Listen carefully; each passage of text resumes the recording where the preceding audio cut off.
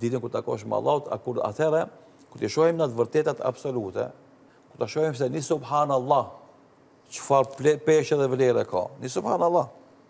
Kur të shohim se 1 dinar sadaka që çfarë vlerë dhe peshë ka. Kur të shohim se ni selamu aleikum, një përshëndetje që e vëllau tënd, çfarë vlerë ka. Kur të shohim se një mendim i mirë për vëllaun tënd, çfarë vlerë ka. Një lutje që ke bërë për dikant që ka pas nevojë, çfarë vlerë ka.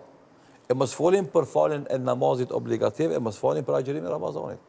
Kur të shohësh ti se sa vlerë të mëdha kanë këto adhurime, atëherë do bësh pishman ti pse s'ke agjëru më shumë, pse s'ke fal më shumë, pse s'ke lexu Kur'an më shumë, pse s'ke dhënë sadaka më shumë, pse s'ke bë dua më shumë, pse s'ke përmend Allahun më shumë, e pse s'ke mbush jetën tonë çdo sekondë, jo çdo minutë, të jetës tonë me adhurime për shkak të shpërblimit. Andaj, njëra prej emrave të ditës së llogarisë, ditës së Kiametit, në Kur'an edhe është një sure me këtë emër, quhet Yawm at-Taghabun.